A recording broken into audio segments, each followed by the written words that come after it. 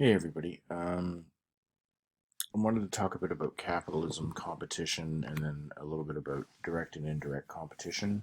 And this will help you with the assignment I'm going to post with this screencast.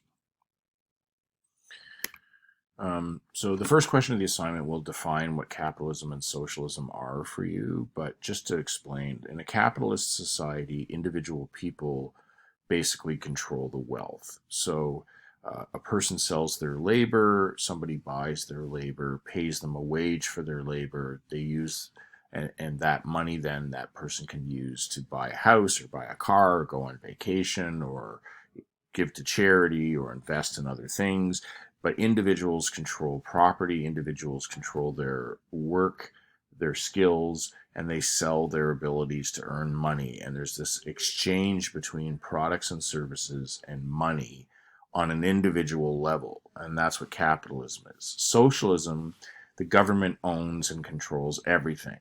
So they control what everyone is paid, they control what everything costs. So a loaf of bread, the cost of a loaf of bread is determined by the government.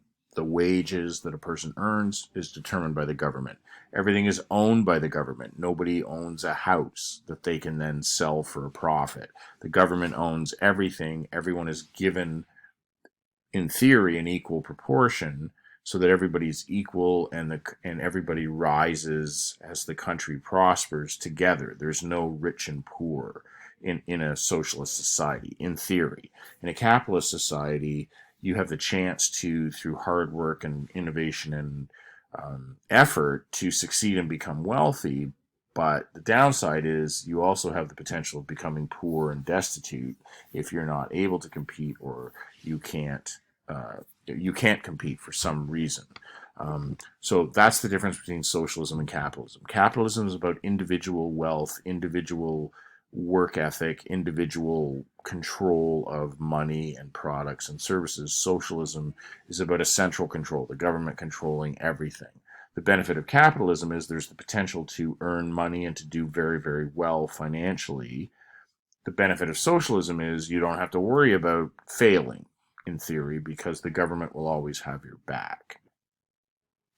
So we live in a capitalist system, so let's talk about some of the benefits of capitalism for the different areas of our society. So for the benefits for the consumer is capitalism produces a wide variety of products and services. There's a lot of things we can go out and buy because people are constantly inventing things to sell in order to make money. So the idea that I can come up with an idea, sell it, or make it and then sell it, and make a lot of money drives people to come up with a lot of ideas, to create a lot of products, and to create a lot of variety in the things that we can purchase.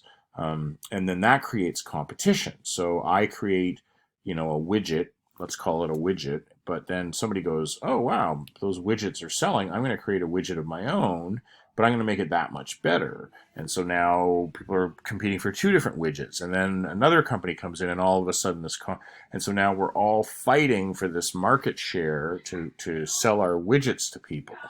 So we might do it by selling it for less. We might do it by making a widget that has extra features, even though it costs more money.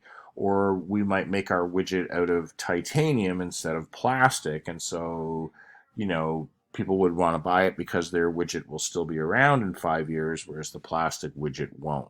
So with this competition and this drive to just be that much better in order to earn money is a benefit to the consumer because the consumer generally doesn't have to worry about whether they're buying junk. They're generally buying good quality stuff because a company that builds junk doesn't stay in business.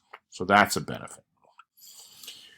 There's also benefits for the economy on the whole in a capitalist society. So because people have the potential to make money, and there's almost a kind of limitless market for new ideas and new products, people create new businesses all the time. People are constantly coming up with new ways to to provide a product or to provide a service to people. And capitalism does this because there's always that promise that you might get rich, that you could earn a living doing something that you might really, really like. Similarly, one idea will spawn others, right? So, people sell music, and related to, say, the music industry, there's recording studios, there's artwork companies that do artwork design for me. There's video companies that make music videos, streaming services that make money, giving people access to music. There's clothing companies that are based on music labels or musical styles. There's all these other business opportunities that are related to any one business. So ideas kind of spawn ideas. They grow on each other, and capitalism provides the context in which that can happen. So that's a benefit for the entire economy, because the more businesses that are out there that are doing well, the more money is circulating, and the more potential people have to have a better life, a better standard of living. Capitalism also benefits society as a whole, because this competition has another effect too, right? Is generally prices are driven down. So you come into the market and there's 10 companies selling a product. You come in and sell it for slightly less than all the other 9 companies. And they're going to be thinking, well, maybe we should lower our price, right? So this idea that if you're the only company selling a product, like we talked about in monopolistic competition, then you can control what you charge because you're the only company providing that product. Whereas if there's 30 places a person can go to get a cup of coffee, you can't charge $12 for a cup of coffee and expect people to come to your coffee shop, unless, of course, your coffee is so good that people will pay $12 for a cup of coffee. You have to undersell, or you have to find some way to get people into your establishment, which is why McDonald's will have a month at a time where coffee is $1, right? And the idea being, you're going to get a cheap coffee, and that's so competition drives prices down. It also increases quality. As I said earlier, if you sell junk, you're not going to be in business long. So you have to create a quality product at a price that will attract customers and yet still make you money. And the net result of this is more things and better quality things are available for everybody. And that benefits society. It raises everybody's standard of living. The benefits of capitalism for businesses, okay, for the people providing the products and services, are, well, threefold, right? Businesses are driven to be innovative. They're driven to be creative and to do better and better, because they have to keep doing this in order to keep customers they already have and to attract new ones. So they have to be innovative and they have to be cost effective. That makes the whole system function better. If there's less waste, there's less redundancy, there's less waste, really, right? Everything moves and works better and more efficiently. The idea, too, is that it also creates opportunities for people to gain employment. When businesses do better, there are more jobs. When there are more jobs, there's more reason for people to go to school and for people to gain experience and for people to... So every part of society is benefited by a capitalist work ethic if it works well. This is the theory, right? And so businesses benefit by becoming more efficient, more cost effective, more innovative, more creative, and by treating their employees better. And if they do all those things, then of course everybody benefits, because most people in society are employees of one business or another. So those are the benefits of capitalism on certain levels of our society, and this will help you with that. Will help you with the first part of the assignment, and then the other concepts I want to talk about are the difference between direct and indirect competition. So direct competition is products in the same category compete for our money. So, for example, I want a cup of coffee. So I can go to Tim Hortons, which many Canadians do. Or I could go to Starbucks, which also many Canadians do. Not nearly as many as go to Tim Hortons, but right? But I could also go to McDonald's as well.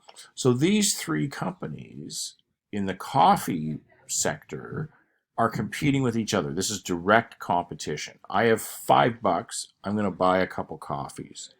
I got to decide. Do I want to go to Tim's? Do I want to go to Starbucks? Do I want to go to McDonald's? Okay, this is covered on page 87 in the text. That's direct competition. Companies competing who sell the same basic product or service. Okay, indirect competition is products that are related in some loose way, and sometimes they're actually very loose in the way they're related. Okay, so to go back to the coffee example, let's say I got $5, but I don't know if I want a coffee. Maybe I want an ice cream sundae. Maybe I want a 6-pack of beer, which actually I think you probably can't buy. I don't buy beer, so I'm pretty sure you can't buy 6 beer. Let's say I got $10. Okay, so I want to buy. Can you buy beer for 10? I don't know. Anyway, whatever. All of a sudden, I've got, that $10 could be spent in a bunch of different ways. Maybe I want to buy 2 bags of Doritos or something, right? So all of a sudden now, the direct competition between Tim's, Starbucks, and McDonald's for coffee is broadened to include indirect competition. Dairy Queen fits in because maybe I want to buy a Blizzard instead of a coffee. Or Max Milk enters into the competition because maybe I want to buy Doritos instead of a coffee, right? Or maybe I want to take the $10 and buy poutine at New York Fries. So the coffee money, these are all indirect competitors for my discretionary $10. Okay, if I want specifically coffee, I have 3 direct competitors. If I'm just going to spend it on general food, my $10, then I've got all kinds of indirect competitors who aren't coffee sellers, but they are selling things that I might spend my $10, my 10 food dollars on.